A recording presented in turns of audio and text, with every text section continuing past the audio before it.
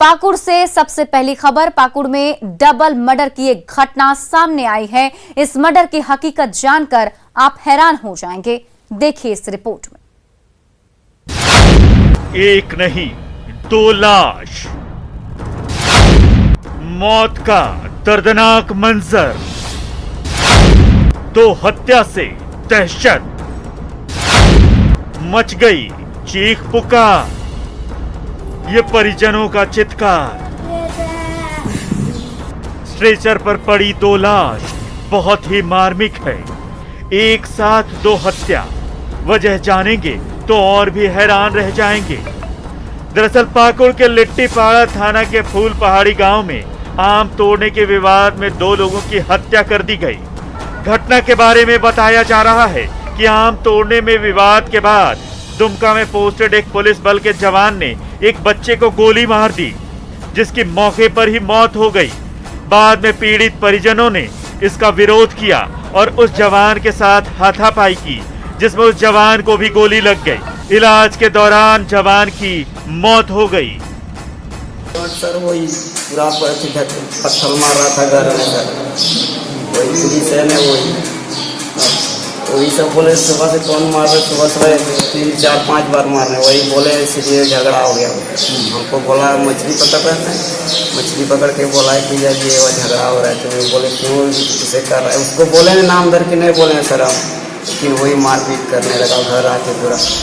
वहीं पाकुड़ के एसडीपीओ अजीत कुमार विमल ने घटना की जानकारी देते हुए बताया कि आम तोड़ने के विवाद में इस हत्याकांड को अंजाम दिया गया है और पूरे मामले की छानबीन की जा रही है। फूल पहाड़ी गांव में आम तोड़ने को लेकर के दो पक्षों में मारपीट हुई। उसके बाद गोली चली और जो कहा जाता है कि बिरजू केवट के द्वारा, जो कि जिला पुलिस में दुमका जिला में पोस्टेड है, उसके द्वारा बास्की केवट के बेटा मन्नू केवट पे गोली चला दिया और जिसके इलाज के दौरान लिट्टीपाड़ा हॉस्पिटल में उसकी मौत हो गई है।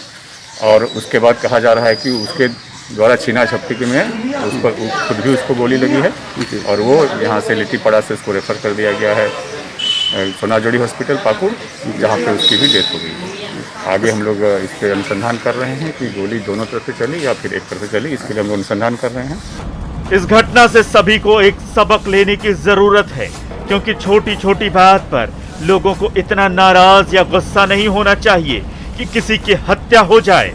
इस वारदात ने दो परिवारों से अपनों को छीन लिया है, जो सभ्य समाज के लिए अच्छा नहीं। न्यूज़ 18 के लिए पाकुड़ से जयदेव की रिपोर्ट। राजधानी रांची कोरोना संक्रमण और उससे होने वाली मौत की भी राजधानी बन गई है। गंभीर हालात को देखते हुए प्रशासन कोरोना गाइडलाइंस को लेकर पूरी सख्ती दिखा रहा है। रांची में सख्ती का जायजा लिया हमारे रांची संवाददाता उपेंद्र कुमार ने। झारखंड में कोरोना बेकाबू है, ऐसे में प्रशासन सख्त हुआ है। खास करके वैसे लोगों में जो कर्फ्यू है उसका उल्लंघन करके जो रोड पे निकल रहे हैं, जरूरी नहीं है जिनको और फिर भी वो आ रहे हैं, उनके लिए जगह जगह पे पुलिस का बैरियर लगाया गया है। आपको दिखलाने की कोशिश कर रहे हैं कि अंजुमन इस्लामिया के पास का यह दृश्य है कि किस तरह से जो भी वाहन बिना कोई जरूरत के यहाँ पर आ रहे हैं उसकी जांच की जा रही है। जरूरत पड़ने पर फाइन काटा जा रहा है। कई जो मोटरसाइकिल पर हैं वो भी यहाँ पर देखिए, जो पुलिस के जवान हैं वो यहाँ पर पूछ रहे हैं कि आके किस वजह से जो अभी कर्फ्यू है, कोरोना कर्फ्यू लगा हुआ है 2 बजे के बाद से, उसमें निकले हैं सड़क पे। तो हम अभी बात करने की कोशिश करते हैं।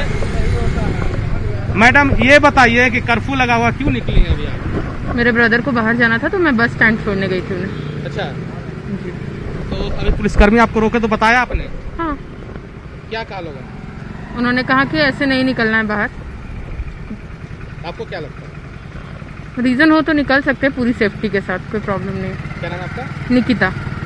तो अपने भाई को बस स्टैंड छोड़ के ये जो युवती है वो जा रही हैं। पुलिसकर्मियों द्वारा समझाया जा रहा है कि जरूरत हो तब निकले, क्योंकि राज्य में कोरोना बिल्कुल बेकाबू है और झारखंड की राजधानी रांची में जिस तरह से सबसे बड़ी संख्या हर दिन मिल रही है कोरोना पॉजिटिव मरीजों की, उसको लेकर के पुलिस काफी अलर्ट है ताकि कोरोना को काबू में पाया जा सके। ये बताइए सर कि काफी आप देख रहे हैं कि चौकस हैं बिल्कुल। चौकस है, वरीय पदाधिकारी के आदेशानुसार हम लोग को कहा गया है कि बिना मतलब जो भी अगर घूमते हैं उनको पकड़कर थाना लाया जाए और उन वरीय पदाधिकारी द्वारा उन पर कार्रवाई की जाएगी। इसलिए हम लोग चेकिंग कर रहे हैं। जो ऐसे मिलेंगे उनको हम लोग थाना पकड़ कर ले जाएंगे। किन लोगों को छूट है, जो लोग अभी आप चेक कर रहे हैं, किन लोगों को जाने दे रहे हैं कि बिल्कुल जरूरी है?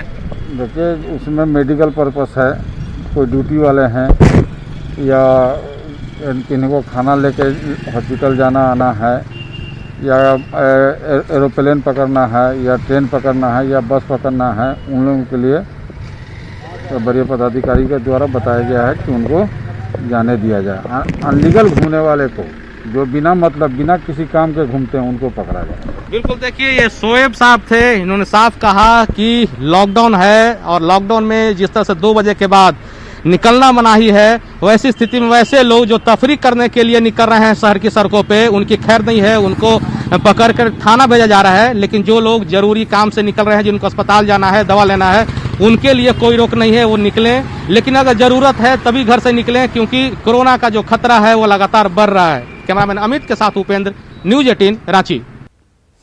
राजधानी रांची में दवा दुकानदारों के लिए जिला प्रशासन ने रेट चार्ट डिस्प्ले का निर्देश दिया है। रांची के अल्बर्ट एक्का चौक पर इस निर्देश का मिला जुला असर देखा जा रहा है। रांची के दवा दुकानों का जायजा लिया न्यूज 18 संवाददाता अविनाश कुमार ने। राजधानी रांची में जिला प्रशासन ने तमाम दवा दुकानदारों के लिए एक नया नियम बनाया है। नियम यह है कि दवा दुकानदारों को दवा की सूची और उसके दर को बाहर डिस्प्ले करना है, मतलब एक सूची लगानी है ताकि लोगों को परेशानी ना हो। ऐसा इसलिए किया जा रहा है क्योंकि लगातार शिकायत मिल रही है कि जो तमाम लोग हैं जब दवा खरीदने के लिए आते हैं तो उनसे ज्यादा दर पर दवा खरीदने के लिए वो मजबूर होते हैं। यहाँ देखिए एक सूची जरूर लगाई गई है। हैंड सैनिटाइजर के नाम पर 5 लीटर का 900, 1 लीटर का 400, इस तरह करके अलग अलग है रेट है। दवा के लिए भी दर यहाँ निर्धारित किया गया है। हालांकि 2 ही दवा का जिक्र है, यहाँ मजिस्ट्रेट भी हैं, 2 ही दवा का जिक्र है। और जो इस वक्त कोरोना के समय में जो दवा इस वक्त लोग ले रहे हैं, मुझे लगता है कि मिनिमम 5 दवा है। तो आप इसका ख्याल रख रहे हैं? कितनी दवाओं का होना चाहिए? जो कोरोना के लिए जरूरी दवाएं हैं, उन दवाओं का सारा चीज़ का लिस्ट होना ही चाहिए। अभी आपके अनुसार कौन कौन सी दवाएं जरूरी हैं? जिंक है, विटामिन सी है, कोरोना का जो स्पेशल मेडिसिन है वो है, बुखार का पैरासीटामोल है। इस तरह से कुछ दवाइयाँ हैं जिनके बारे में तो पूरा हमें जानकारी नहीं है, लेकिन जो बताया गया उस तरह की दवाइयों की बात में बताया। अच्छा, तो दुकानदार से ही पूछ लेते हैं। भाई साहब, आप ही बताइए कि कितने दवा की सूची होनी चाहिए? आपने दवा की सूची तो लगाई है। हाँ, सारी सूची को लगाना इसलिए मुश्किल है क्योंकि जैसे कि अगर मान लीजिए डॉक्सीसाइक्लिन के यूज बहुत ज़्यादा होता है, लेकिन डॉक्सीसाइक्लिन में क्या है कि अलग अलग कंपनियों का अलग अलग रेट रहता है, तो अगर सारे का लगाने वो मुश्किल है मेरे लिए। हाँ, परेशानी है कि सभी का लगाना, क्योंकि सभी कंपनियों का रेट अलग अलग होता है, एक रहता नहीं है कि हम उसमें लगा दें। और अभी क्या है कि क्राइसिस का समय है, कभी एक कंपनी का मिलता है, कभी दूसरी कंपनी का मिलता है, तो मेरे लिए संभव नहीं है कि तुरंत उसे चेंज करें। जो ये कह रहे हैं इसके अलावे भी कुछ दुकानें हैं, क्योंकि अगर आप राजधानी रांची आए तो अल्बर्ट एक्का चौक के ठीक पास में दवा की दुकानें आपको दिख जाएंगी और अलग अलग दवा की दुकानों में अलग अलग तस्वीरें भी हैं, अलग अलग जानकारियां भी हैं। लोग कुछ समझ रहे हैं, कुछ नहीं समझ रहे हैं।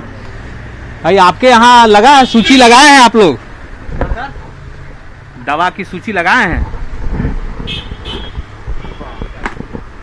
दवा की सूची समझ रहे हैं? हम बोल रहे हैं कि जिला प्रशासन ने आदेश जारी किया है कि कोरोना के जो भी दवा अभी इस वक्त दिए जा रहे हैं उसका कितना दाम है वो बाहर लिख कर रखना है। आपको पता है ये बात? सर, पता तो नहीं था, अब लगा लेंगे। हम लोग का मालिक अभी नहीं है। आपको ये पता ही नहीं है? नहीं, पता तो नहीं था, हम लोग को नहीं बताए थे। रिटेल काउंटर के अलावा होलसेल काउंटर में जहाँ तक कि सामाजिक दूरी बनाने के बारे में बोला गया है, सोशल डिस्टेंसेस के बारे में बिल्कुल डिसओबे होता है। और जो बुनियादी ज़रूरत होना चाहिए वो भी वहाँ बिल्कुल आपूर्ति नहीं होती है। कोई अगर हाथ में सैनिटाइजर मांग ले, वो बिल्कुल वहाँ पे व्यवस्था नहीं है। तो दवा दुकान में सैनिटाइजर नहीं है? हाँ, दवा दुकान का होलसेलर काउंटर पर वो नहीं है, दूरियां नहीं है और बहुत सारे ऐसे चीज़ें हैं जैसे अभी के दौर में कैश का ट्रांजैक्शन कम से कम होना चाहिए, ऑनलाइन होना चाहिए। हम लोग दवा खरीदने आते हैं और चाहते हैं कि हम ऑनलाइन पेमेंट करें, तो बोलते नहीं, जो भी काम होगा यहाँ कैसे ही होगा। ये बेहद ही चिंताजनक बात है और इस पर ध्यान देना चाहिए सिस्टम को। अच्छी बात उन्होंने कही है और जो हम तस्वीरें दिखा रहे हैं उन तस्वीरों के माध्यम से भी स्पष्ट है कि जो जिला प्रशासन की तरफ से आदेश दिए गए हैं, जो निर्देश दिए गए हैं, उसका बहुत पालन तो नहीं हो रहा। इसकी एक शुरुआत जरूर हुई है, लेकिन कुछ लोग अभी भी नहीं समझ पा रहे हैं कि उन्हें करना क्या है, ये क्यों जरूरी है। और आम लोगों के लिए इसलिए जरूरी है क्योंकि आम लोगों के मन में कहीं कोई भावना ना रहे कि जिस दुकान से वो दवा की खरीदारी कर रहे हैं उनसे ज्यादा रेट लिया जा रहा है। कैमरा पर्सन अमित के साथ अविनाश कुमार, न्यूज 18 रांची।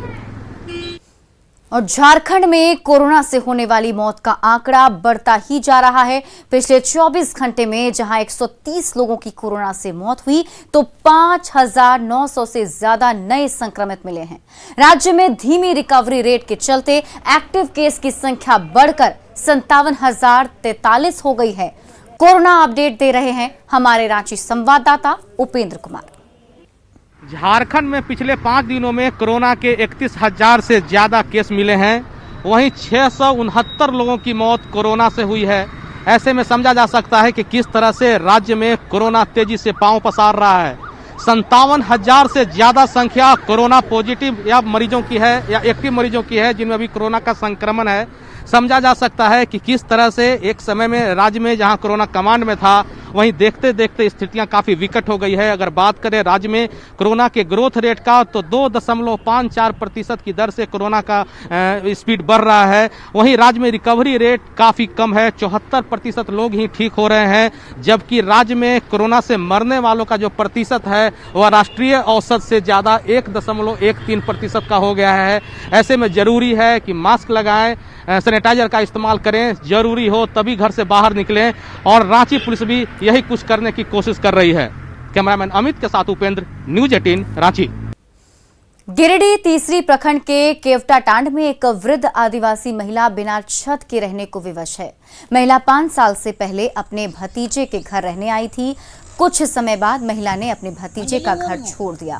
उसने दातुन बेचकर अपना गुजारा करना शुरू किया और अपनी मेहनत से घर बनाने लगी। किसी तरह मिट्टी की 3 फीट ऊंची दीवार तो उठ गई, लेकिन छत नहीं बन सकी।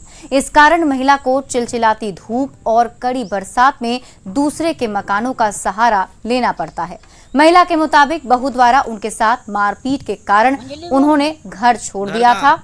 हालांकि आसपास के लोगों का कहना है कि महिला की मानसिक हालत स्थिर नहीं है। जानकारी मिलने के बाद कैलाश सत्यार्थी चिल्ड्रन फाउंडेशन ने स्थानीय प्रशासन से महिला की मदद करने की अपील की।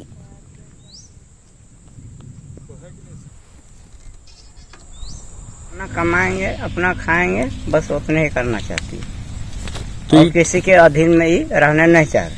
अच्छा, कोई बात है, कोई बात नहीं है। तो जैसे आप कहिएगा कि यहाँ रहिए, वहाँ नहीं रह करके दूसरा जाएगा। तो क्या इनका रहने खाने का सही से हो पा रहा है? हो पाएगा तो कहाँ से? वो तो उसी तरह से मतलब कहीं से कहीं चल गया तो वहाँ से। कई दिनों से जो है अपने परिवार के कोई भी वजह हो जिससे वह नहीं रहना चाहती है, यहाँ बगल में रह भी रही थी, लेकिन वह चाहती है कि अपने स्तर से यहाँ अपने पास रहे, वजह जो भी उनके पास रहा हो, लेकिन वह खुद से जो है जो स्थिति है, आज की जो स्थिति है उसकी, वह कहीं न कहीं मार्मिक करने की है। इसे लेकर के जो है प्रशासन से उसकी अपनी जो रहने का एक छत और खाने पीने का जो उचित व्यवस्था है उसको दिया जाए। यह जो है निश्चित तौर से उसकी अपनी अभी का दौर में उसको मिलना चाहिए। पूर्वी सिंहभूम के घाटशिला अनुमंडल के मुसाबनी प्रखंड में एक ऐसा गांव है जहां के ग्रामीण चमगादड़ की देखभाल करते हैं। राय पहाड़ी गांव के लोग कड़ाके की धूप में चमगादड़ों का संरक्षण करते हैं। गांव के इमली के पेड़ पर चमगादड़ का बसेरा है। चिलचिलाती धूप में चमगादड़ पेड़ के नीचे आ जाते हैं। कई चमगादड़ तो धूप के कारण नीचे भी गिर जाते हैं। अगर कोई पशु या जानवर इमली के पेड़ के नीचे आ जाए तो उसे तुरंत भगा दिया जाता है। चमगादड़ों के लिए पानी की भी व्यवस्था की जाती है। इस गांव के लोग अपने गांव में चमगादड़ होने को शुभ मानते हैं।